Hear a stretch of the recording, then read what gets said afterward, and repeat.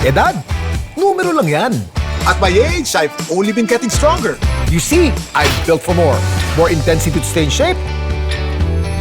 More energy for new experiences. More endurance to reach greater heights. And more passion in doing what I love. These days, I live for more. Sante Barley. Mahalagang paalala, ang Santi Barley ay hindi gamot at hindi dapat gamitin panggamot sa anumang uri ng sakit.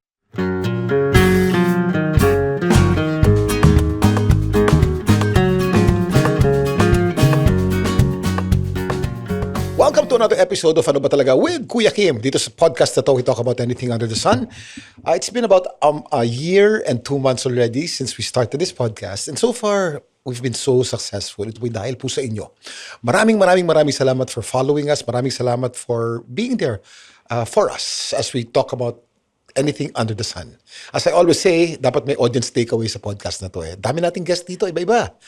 Pero palagi dapat, either na-inspire ka, natuwa ka, at gumanda ang buhay mo. Ang guest natin ngayon ay isang kaibigan ko. Kasama ko sa pagmumotor to. Napakagaling mumotor to. Kababaeng tao, pero magaling magmotor. Kahit ilagay mo sa twisties to, magaling lumiko. Sa diretso, magaling mabilis. At maganda. Kaibigan ko, isang psychologist. Guest natin ngayon, Maxine Hiron. Hi, Hello, Maxine. Kuya Kim. Actually, ang tawag ko sa kanya, Mikey, that's your nickname. But your professional name is Maxine Hiron. So I'll call you Maxine now. Oh, sige. Yeah. Pero thank you, Kuya Kim. Alam mo, I just wanna say, kaya ako magaling magmotor. Kasi siya sinusundan ko. Kahit nasa NLEX kami, mga nag-high sa harap, na parang ako, stop over muna. But yeah, it's such a honor. What an honor to be here. Thank you for having me. No, it's the honor is mine. Tagal na nga kitang inibita sa motor. Palagi ka namang... Ito kasing si Doc Maxine. I call her doctor because she's a doctor. She's PhD. Yeah. You're PhD and then you got your degree in the States. Yeah. Nag-aral ka sa Amerika. Masters in the US, correct. So that's Masters in Forensic Psychology.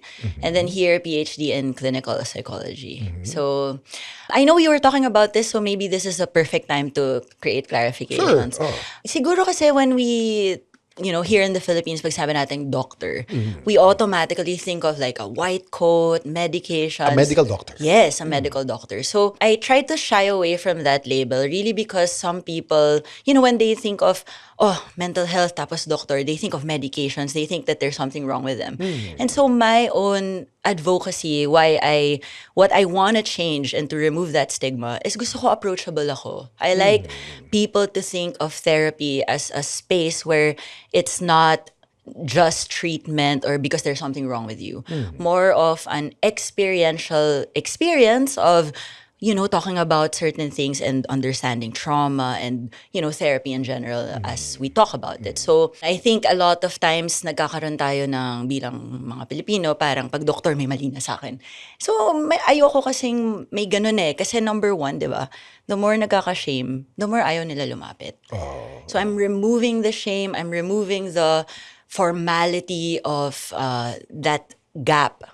So when I talk to my clients, I talk to them as humans. It's not that okay, what's wrong with you? Ganon. It's how are you today as you present yourself. Yeah. So I do have background in addictions, ganon, forensic psychology. Kaya parang yun yung Pag sinabi mong forensic psychology, what comes to mind is parang sa krimen. Yes. Ano yung forensic psychology? Okay. Can you explain that? So forensic psychology is basically the child of mental health and law.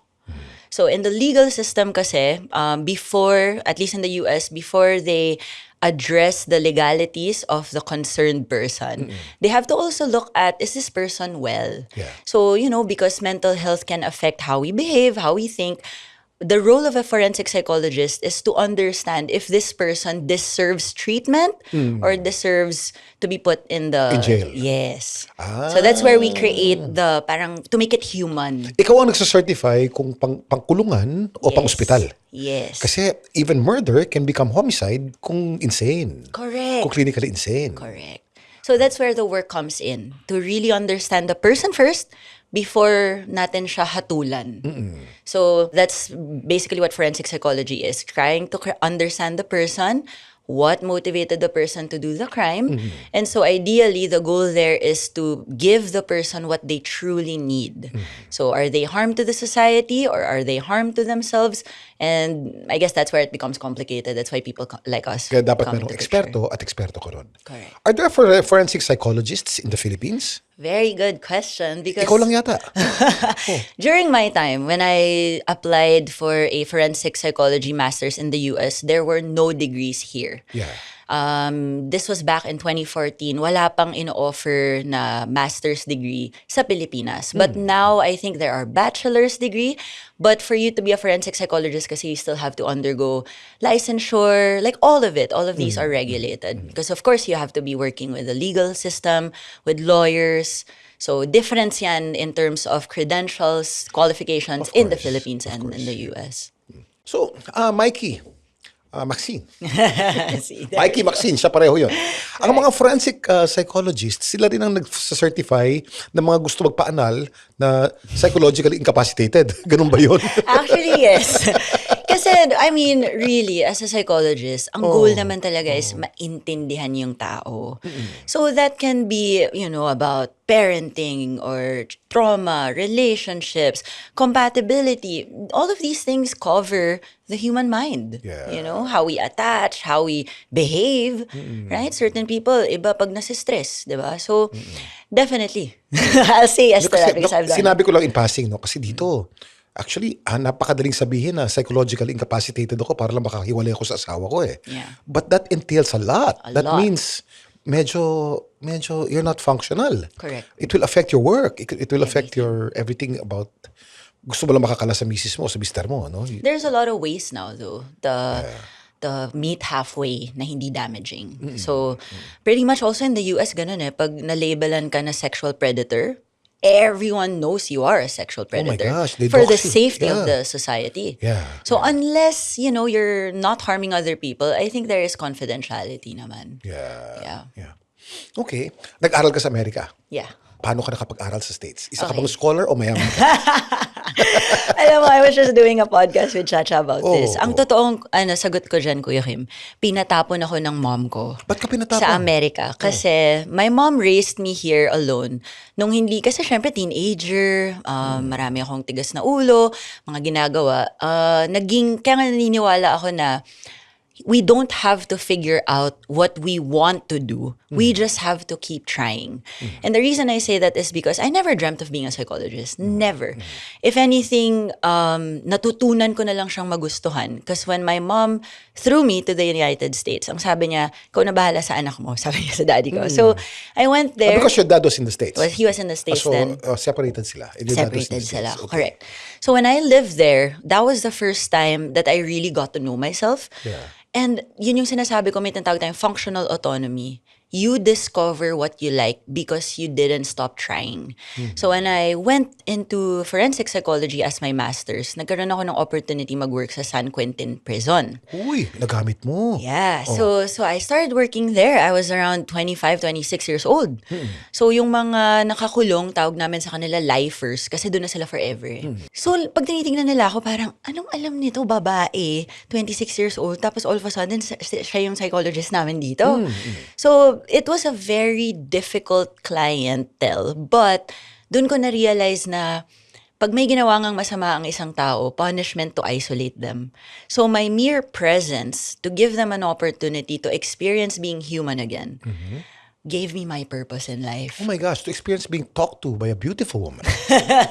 Hindi naman nakakita ng babae yung mga tao ron. Yeah, tsaka sila, they look at me as an object. Of course, Yeah. wala namang babae ron. Yeah, wala. Oo. So, talagang doon ko nakita na yun na yung una kong client, sobrang hirap pa. So talagang nasanay ako talking to difficult clients, Yeah. which bore the idea I'm sure they were coming of on to addictions. you. They were, because they're Yes, celibate for many years, no? 100%. Oh. That's why I also learned how to draw boundaries with them, how to talk to men. Kumbaga parang na-expose ako sa mahihirap na clients na paano ko sila bibigyan ng hope, hopeless yung situation nila. Which actually to me naman, ang naging epekto sa akin is, so totoo lang Kuya Kim, naging calling ko siya. Parang gusto kong magkaroon ng opportunity sa bawat tao na magbigay ng hope. Kasi wala nang naniniwala sa kanila eh. So ang pinaka-calling mo is to give hope to difficult men. Yes! Actually, di ba? Ganun yun eh. Na parang, kaya ako nahilig sa addictions, nahilig ako to talking to people who feel hopeless, yung walang naniniwala. Kasi, di ba, pag addictions yan or nakulong, ibig sabihin, kahit sarili nila, ayaw na nila eh. So for them to talk to someone who all of a sudden is interested with them in helping them, that sparks hope in someone. Yeah. Diba? So, naging, yun nga, nung nandun ako sa US, I was working there as in the prison, nagsamakto pandemic. So, umuwi ako ng Pilipinas kasi na-realize ko, nandito talaga yung una, komportable akong, kasi syempre may language barrier, cultural barrier, pero dito talaga ako nag-boom in my work. Yeah. Because I realized na walang gumagawa nandito. Yung reaching out to people who may not... Convicted people or criminals, no? Yeah. So, ginagawa mo yan dito? Well, Sa mga kulungan? nagsimula ako sa clinical work ko muna. Yeah. So, I now work with clients who struggle, number one, with addictions. Second, kasi we consider also relationships. Addictions din yan di ba? So, I now focus on addictions, relationships, even parenting nowadays. Even parenting? Yeah. Okay, speaking of addiction, what is addiction? Okay, good. So addiction, I look at that as chronic. Ibig sabihin, halos consistent na yung behavior nila that a person keeps doing even when it harms them. So it's one thing to like coffee, Okay. but if the effect of coffee to you is harmful and yet you do it, it harms other people or nagdi-dysfunction ka na because of it, that's also considered addiction. Similar to, let's say, pornography or shopping. You know, anything that disrupts control. Ibig sabihin, hindi mo na mapigilan yung sarili mo, tapos nagkakaroon na ng harm sa'yo at sa ibang tao, or kaya even financially, may effect na rin siya, pero hindi mo mapigilan. Yun. That's considered addiction. So, kung kaya mong pigilan, hindi addiction. Technically, we measure 6 criterias. Okay. So this is how we look at addictions. It's a continuum. So we look at mild, moderate, or severe addictions. And one of the qualifications kasi to measure addictions is loss of control. So a person can be in control and say na, wala naman problema dito, I can stop anytime. Sure. But are your finances okay? Are your relationships okay? Are you okay? Diba? So it's one thing to be in control and stop it anytime, but we also want to look at the effects of your behavior even when you stop. Meron tayong tinatawag na highly functional addicts. Paano pag ganun? Successful, mayaman, good family life, pero alcoholic. I agree. I mean, in the US, there is what we call harm reduction. Okay. It means that, kasi ang addiction, Kuya Kim, hindi siya yung main problem eh. Okay? Addiction is the effect of the root problem. So let's say somebody is high-functioning, matalino, magaling sa business, pero umiinom. That tells me na yung addiction part of the substances is ginagamit niya pang self-soothe. Okay. So, ang mga addictions, drugs, pornography, all of these things, usually meron silang ginagawa sa tao. Number one is to help them relax. Second, coping nila yun sa emotion regulation. Bored sila, pwedeng escape. So, ideally, kapag ang tao is high-functioning, ang ginagawa na lang natin is ano yung route na hindi anong route yung pwedeng mag-reduce ng harm. Some people nag-worsen pag tinanggal yung buong alak. Oh. So it really depends on the chemistry of the body, the support system of this person. Yeah. We look at the overall pros and cons of what the substance is for the person. In the world, what's the most common addiction? Good question. I would say substances. Substances. And what substance? So marami yan, no? Alcohol, cocaine. So there are different types of substances kasi. So may mga downers kung tawagin, merong mga stimulants. Ngayon, the reason I say substances is because one, it's so easy. Diba? Titake mo lang siya, very accessible, mabilis eh. So, Ang epekto instant. yes. Oo. And it really depends on how you administer it. Yeah. So, yung pinakamabilis is actually injection Yeah. because it goes straight to the blood. Second, we also know yung smoking, kasi pupunta sa linings ng lungs. So, ang severity talaga ng addiction has to do with anong klaseng substance, ano yung ginagawa ng substance na yun sa tao, and ano yung magiging effect pag nawala yung substance.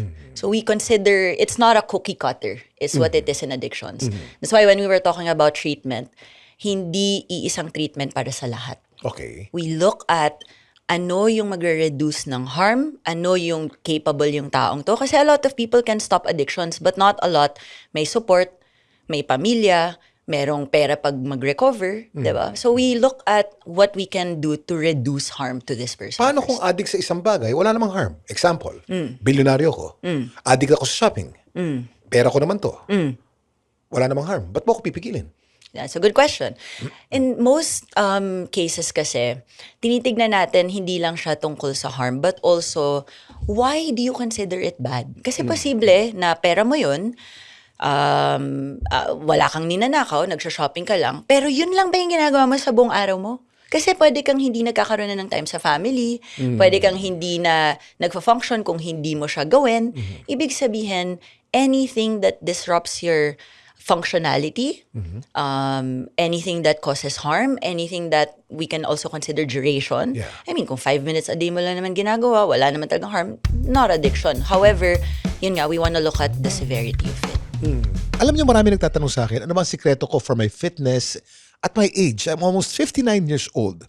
Of course, given ang regular exercise, given na rin ang healthy diet, but not everyone knows that I swear by Sante Barley, and I've been taking Sante Barley for so many years now. Sante Barley is a certified organic and barley grass from New Zealand. At certified ito ng BioGrow. It's good for digestion and strengthens your immunity dahil puno ito ng nutrients at antioxidants. That's why I live for more with Sante Barley. Some people are very passionate about certain things. Like I'm very passionate about motorcycles. When does it become an addiction? Okay. So, ano yan? Ikaw din. Oh. Siguro if it consumes you na. Yeah. Kumbaga, meron ka nang napapabayaan. So, kapag, we wanna measure addictions kasi sa, yun nga, una, may harm ba siya sa'yo? Meron ka bang nakakaligtaan na responsibilities? Pangatlo, is it consuming you? Yun na lang ba yung buhay mo? Kasi ako personally, like, when a client comes to me and says, you know, I play video games. Am I an addict? I go, yun na, tingnan natin yung criteria, no? I don't have anything against video games kasi socialization yun, fun yun. Yeah. But if that consumes all of your time, Yeah. then it's a problem. So we want to look at the effects of it rather than it as an isolated hobby or need or want. Some people say that porn is harmless. Do you believe that? No. Yeah. No, I don't. Yeah. But it's an addiction, no? And how do you treat it? Okay. Siguro porn or other behaviors, what we want to look at is what is this addiction trying to serve the person. Okay. Ideally, pag porn kasi, one, ano siya eh, mabilisan. Secret. Di ba? Kumbaga, hindi ko kailangan i-hassle yung partner ko, hindi ako makakatanggap ng no. Yeah. Di ba? It's within you. Hindi mo naliligawan. Oo, hindi mo kailangan ng explanation. Nandiyan na siya. So anything accessible, free, at saka instant, yan ang talagang nagpapalakas ng addiction. Kasi Shame. madali. Yes. Madali. Magandang pag-usapan natin itong porn eh. Kasi we're online eh. Yeah. At itong podcast natin is online. And porn has reached a point when it has become so instant and you get such quality porn. Yes. Libre. During my time, you get it through magazines na nakatago sa mga sulok-sulok ng bahay mo. Yeah. Kung manonood ka, papanoorin mo sa Betamax, isasaksak mo sa makina, itatago mo sa tatay mo. Yeah. Ang daming komplikasyon. Correct. Ang daming hurdles para Ang daming magawa. hurdles. Ngayon lang. Sa phone You and I can watch quality porn, high definition, live even, in a minute, in less than a minute with this little phone. So I can imagine how difficult that addiction is. How do you treat it? Okay. So like I said, porn or any form of addiction is just a coping. Yeah. So what is this person coping from? Because we cannot treat just that addiction. Otherwise, sa totoo lang, manganganak pa siya ng isa pang addiction. Magbabago. Lilipat lang yan. So ang kailangan natin malaman is ano ba yung hinihil nun? Kumbaga, ano bang need yung minimit nun? Usually, nagtathrive ang addiction. Number one is isolation. Wala namang makakaalam eh. Diba? Number two, accessibility. Diyan lang. Number three, Convenience. It's right there. Yeah. So how we treat it ideally is to look at why do you want to change? Because a person, sa addictions kasi meron tayong stages, no? And the first stage is that person doesn't even know they're an addict. Yeah. Diba? In denial. Oh, in denial. Walang problema. Wala namang Hindi, tsaka nakakasira. everyone does it. Exactly. At saka binibigyan ko nga ng pera binibigyan ko ng hanap buhay yung OnlyFans. Exactly. Oh. Pero hindi natin nakikita dito kasi is meron tong consequence na wala pa ngayon. Pero eventually, you reap what you sow. Yes. 'Di ba? So, yan, lalabas na yan sa problema niya sa partner niya. I mean, lahat ng bagay na ginagawa natin may consequence. So, it may not show the consequence today. So, yun nga yung sinasabi ko, lumalapit na sa akin yung mga tao kasi hindi na gumagana yung coping nila. Kumbaga, dati, ginagawa ko lang to, tas okay. Bakit ngayon hindi na? Bakit ngayon naapektuhan na yung marriage ko? Bakit ngayon bumababa na yung self-esteem ko? Yun yung sinasabi Hindi na ko. self-esteem ang bababa sa porn, Doc. Pati sex drive. Lahat. Kasi doon mo nilalabas, hindi mo malabas sa partner mo ngayon. Correct. Yeah. Tapos ang malala doon, nagkaka-shame ka. Nakaka-shame. Tapos ngayon, pag nagka-shame ka, wala na kayong intimacy talaga ng partner mo. Kasi nahihiya ka na sa kanya, meron ka ng sariling version of what turns you on. Correct, yeah. So you're actually destroying your relationship. And not only that, biologically, your body is now in tune. Pag ito, ma-arouse ako. Pag ganito, hindi. Paano Correct. mo ngayon babaguhin yun, Kasi di ba? dati, let me share this, Doc. No? I was into porn before I became a born-again Christian. What happens is you get so desensitized with what sex is supposed to be, which is beautiful. A woman you love that's naked in front of you will turn you on so much. But you're so used to all these kinky things that you're watching on your... You get desensitized to what is real and you put in your mind all these false notions of sex. Exactly. At ayaw mo nang ma-turn on ngayon sa regular. Yes. Oo. And you know what? That happens unconsciously. Unconsciously? Kunyari, so yan, may porn. Pag nagsama na kayo, unconsciously, nagkaka-anxiety ka na eh. Natatakot ka na. Tama. Kaya yung brain mo at body in intimacy, kailangan connected yan. You feel safe in your mental health, meaning what you think of, and so your body follows. Yeah. So kung anxious ka because may shame, nakakahiya, hindi ito yung gusto ko, nagre-react ngayon yung body mo. Hindi ka maka-function sexually. Yes. So a lot of times, And we're talking about men and women, no? yes, even women. Yeah. Women need vulnerability, mental safety to be aroused. Yeah. Women are different with men in terms that women don't just get aroused physically. They have to feel Loved and cared loved, for. safe. Yeah. Yes. For them to actually be vulnerable. Yeah. So yun yung for me na mabagal kasi parang yun nga kakainin ka slowly nung maliit na shame na yun, lalaki siya ng lalaki. Hanggang sa you will think there's a problem, but actually the problem was in the first place, sinolve mo gamit ang porn. So eventually, porn will not work for you, is what it is. Normally, Because it what will is the affect, problem that porn is trying to solve? honestly, loneliness, insecurity.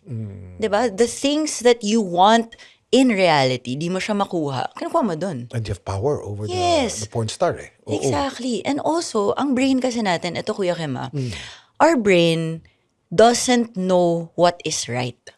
Okay. It doesn't know what is healthy. Yeah. What it knows and what it learns is what you repeat. What you repeat. Yes. Kaya nga, di ba, I mean, bata, di ba, minsan kakasabi ko lang huwag mong gawin yan and then you have to re-instruct this person again. Yeah, yeah. We have to repeat, kaya nga discipline, di ba? You repeat a skill, you learn it. So, ganun din ang brain. Kapag ang natututunan niya, malungkot ako, ang naa-associate niya, nga pala, pag malungkot ako, ito yung gagawin ko. Hanggang sa hindi mo na nare-realize na ang sinosolve nito is kalungkutan. Ito na lang ang hinahanap mo. I'll give an example. Ito, I'll be honest. Today, Yeah. on the way here when I parked, I wanted to smoke a cigarette. Yeah.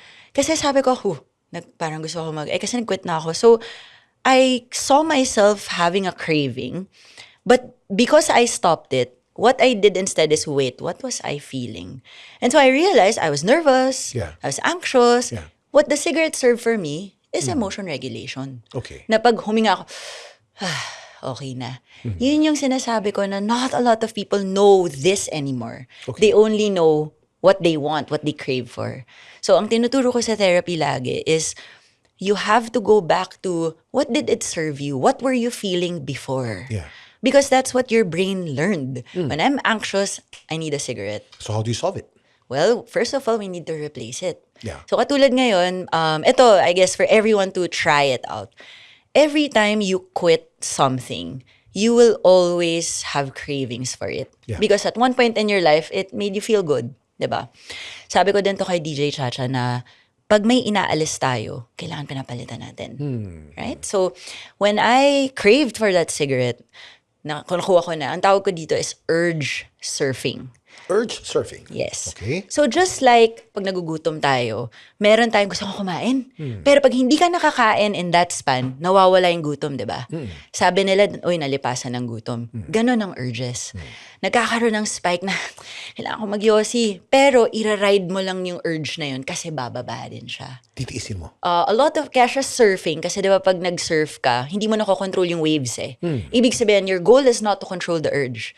Your goal is to equip yourself. Just like when you're a surfer, dock ba to? Sa ilalim ko ba to? Sa taas ba ako? Pa-side? Ibig sabihin, you have to understand how your body reacts to the urge so that you can give it some sort of temporary relief as you do it. For smoking, what's the temporary relief? I did breathing exercise. Breathing exercises. Yeah. Kung mapapansin mo, yun naman ang Yossi, di ba? Parang At sabi nila oral fixation, maglagay ka ng isang bagay sa bibig mo. sa mouth. Candy, o di ba? Exactly. Why? Because when we were babies, that is our comfort. Isn't Yeah. it the milk from the mom? The nipple of the mom. Yes. Kaya binibigyan ng pacifier mga bata. Yes. Oo. That's a very good one. That's exactly what it is. Na yan yung sinasabi ko na may nafe-feel tayo. Naghahanap tayo ng soothing and we always go back to what we repeated. So kung noon, nagkakaroon tayo ng distress tapos ang natutunan natin is soothe. Minsan nga sa pagmumura, sa pagyuyos, anything with the oral fixation, that sends a signal to the body na I'm getting relief. Yes. Yeah. O balik tayo sa porn. Yeah. How do you solve that bagay na nagkukulang doon sa porn para matanggal mo yung porn addiction mo? Okay. Ang lagi ko tinatanong sa clients ko, bakit ka ba nagpo-porn? Doon ko ina-address muna, what is it that keeps this person going back to porn? Okay. We need to understand what's good there. Diba? So sabi niya, kasi convenient. Kasi ayoko nang tanungin yung wife ko. Kasi ganito. So, all of the good stuff ni porn, gusto natin siya i-replace. So sabi niya, gusto niya mag-relax. So sabi ko sa kanya, you can use that as an opportunity to massage each other.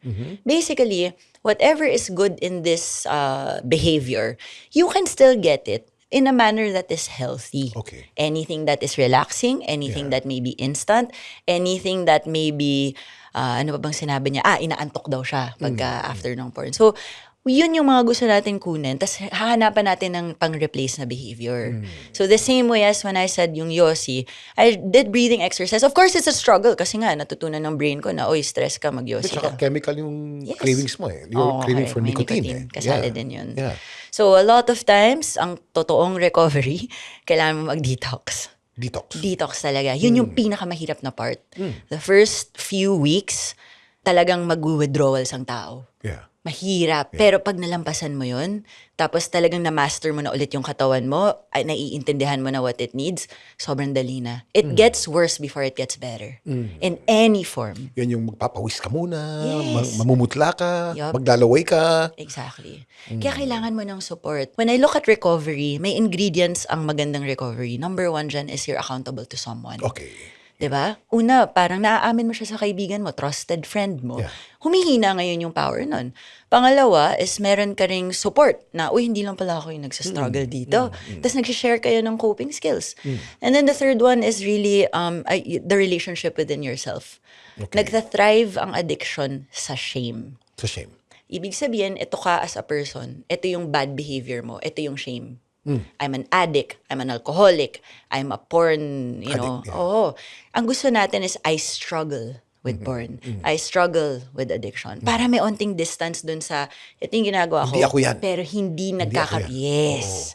Diba? So a lot of it is really acknowledging that you're struggling. It's not that you're the problem. Yeah. Kasi once you're the problem, shame na naman yan. Ikaw na. Dahil may shame ka, mag-a-addict ka ulit. Well, speaking of accountability, no? Because, babalik na naman tayo sa porn, no? Meron tayong mga app kasi, mga accountability app. There's one called the Bulldog Tracker. I've Ang seen gagawin mo, ilalagay mo yung mga taong, accountability partner mo. Sa akin, nilagay ko yung pastor ko, Pastor Paolo, nilagay ko yung misis ko.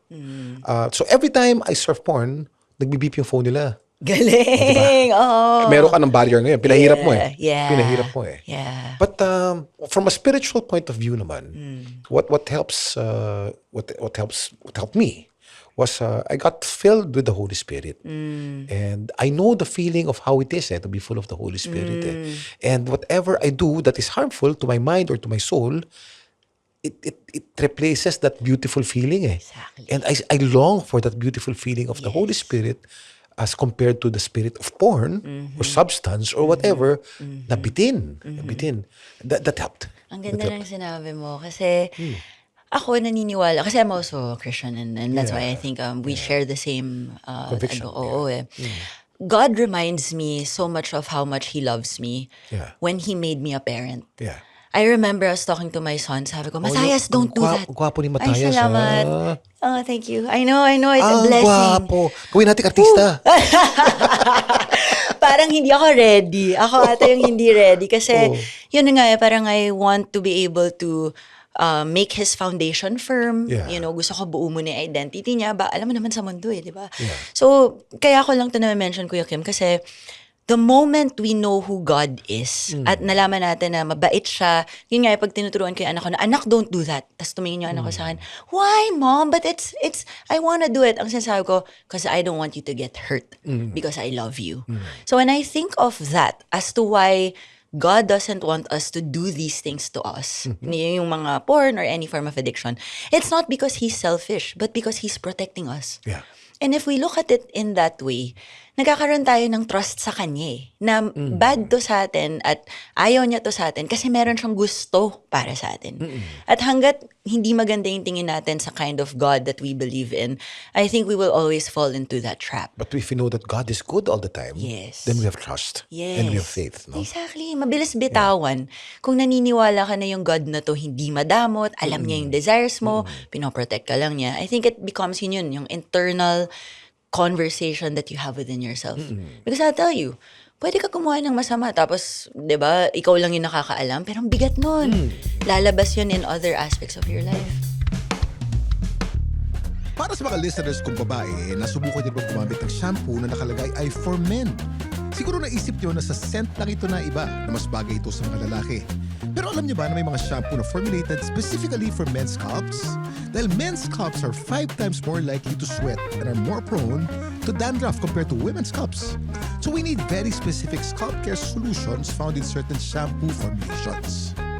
Clear Men is designed to address men's-specific scalp concerns.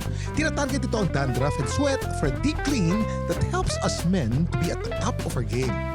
Siyempre, when we're confident, we perform better. To my fellow males, mga kapwa ko lalaki, para hindi na kayo mag-worry sa dandruff or sweaty scalp, try Clear Men.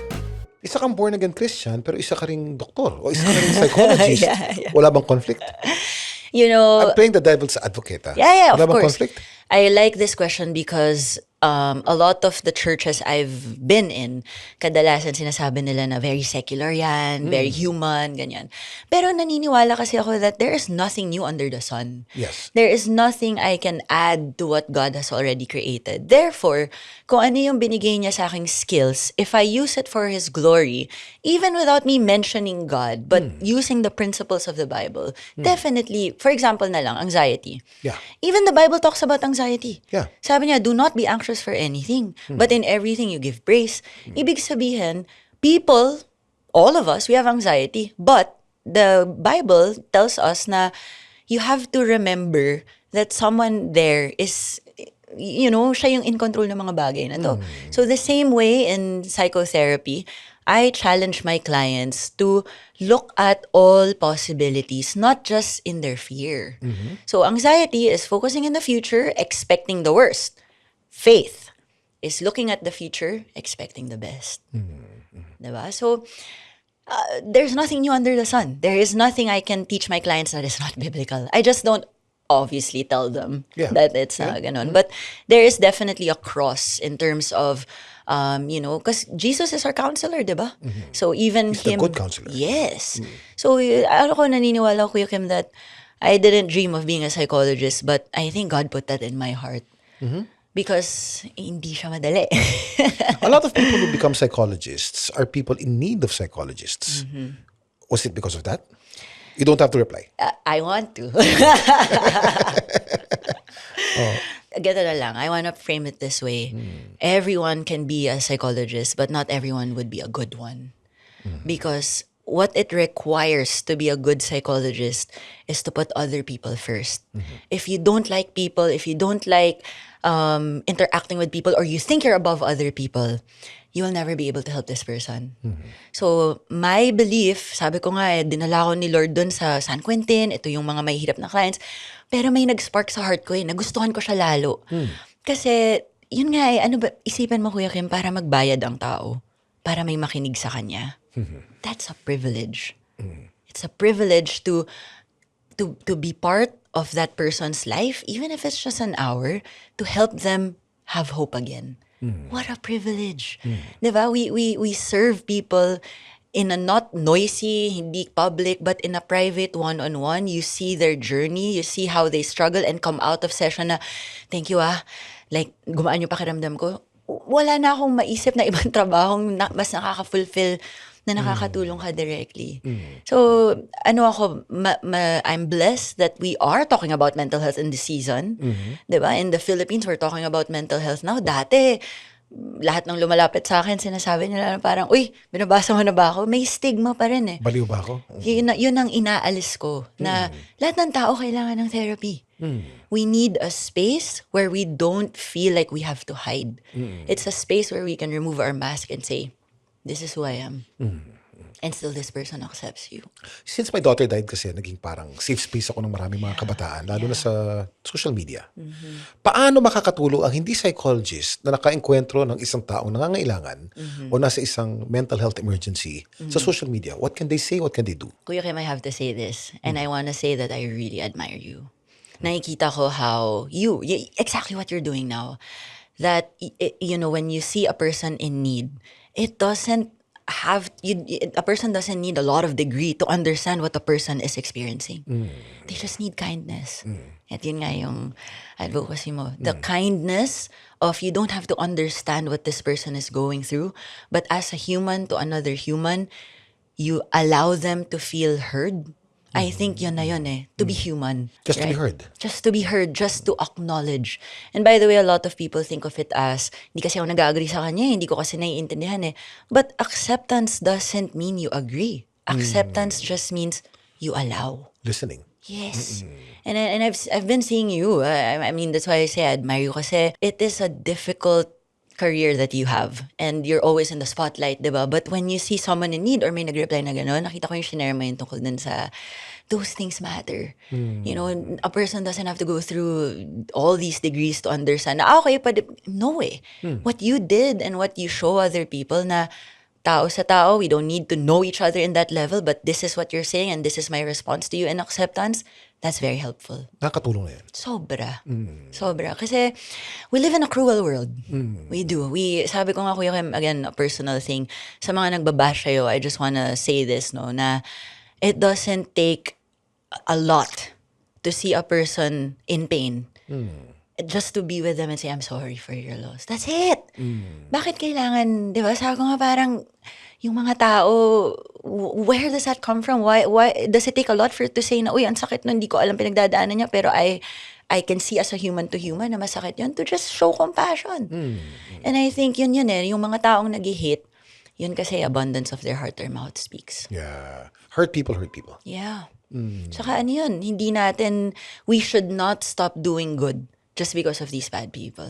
Because there are people who will be blessed just by, showing kindness to them. Thank you for that, Doc. No, sobrang, a lot of our conversations are really rooted to me, Kuya Kim. I look at you and I see a person who is genuinely kind. So I wanna say I admire you for that. I try my best. I have unkind moments as well. Like all of us. Can I ask you an unkind question? Of course. Ang ganda-ganda mo. Ang tali-talino mo. Kamusta ang love life mo? I am single. Actually, alam ko kaya ako tinatanong. Tapos, okay lang ba yung kwento mo? Oo naman.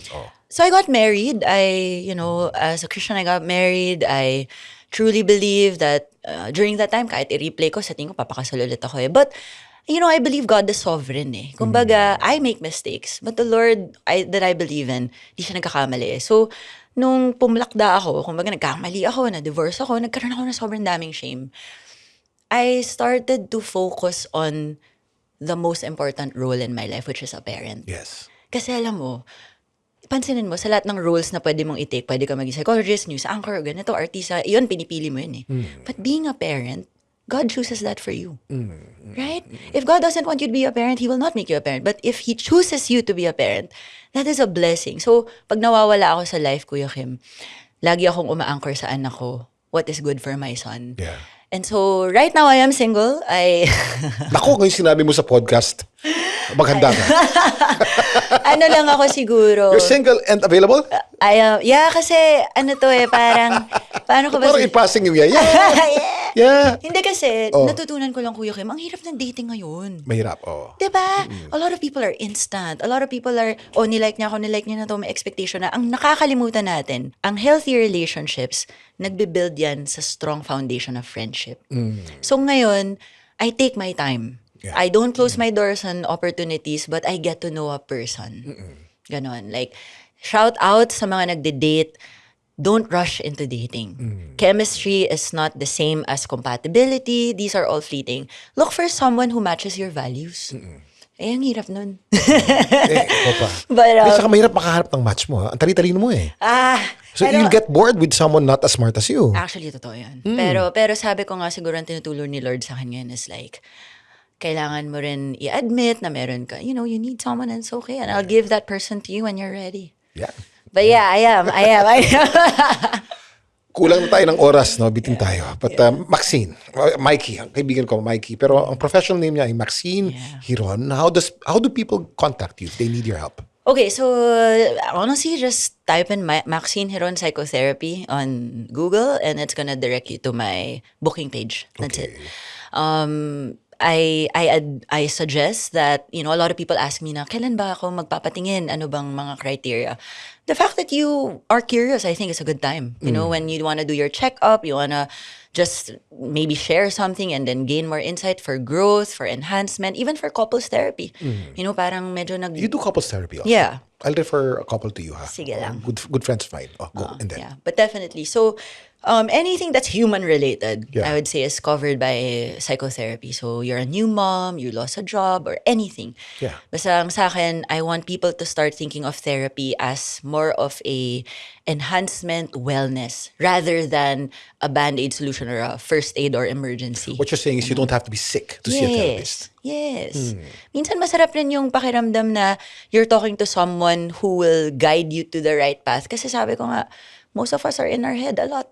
Diba? We create our own mental prison. And so being able to speak to someone and knowing this person is obliged to keep everything confidential, I think that's freeing. Mikey, thank you. No, thank you. Uy, first part pa lang to, ha? Yung second part to, ha? Okay. Alam ko suki ka na ni DJ Chacha at ni Samoy G, pero suki din kita, ha? No, but thank you And so much for I discovered you the same time as Sam, ha? I know. Sabay kami. So, I know. Nanguna nga si Sam. Shout out to Sam. Huwag mo na akong agentin sa mga ride natin. Ilang beses mo na ako Hindi. in-agent. Talaga, ha? Promise. Ang hirap pong imbitahin nito, hindi nagigising. Because she's in a transition. She moved to a new home. it's a And lot. she's a single mom, so she takes care of her kid. But Yeah. she is an expert psychologist and an expert rider. Ang sarap na ride nito. Magaling ka talaga mag-ride. Kasi kinakopya kita eh. Magaling ka lumiko. Magaling ka lumiko. Madali kasing mag-ride ng diretso eh.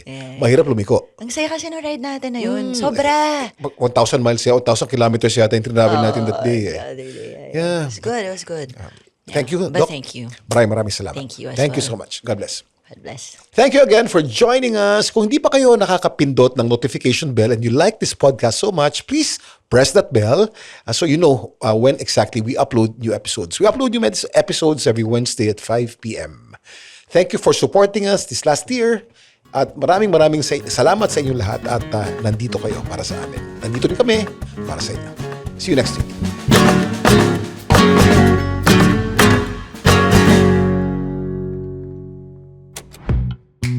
The Pod Network Entertainment. The opinions of podcast creators, hosts, and guests are not necessarily reflective of the official stance of the Pod Network Entertainment, its hosts, or other network programs. The content created by the people behind the podcast is personal and not meant to harm any religion, ethnicity, group, organization, company, or individual.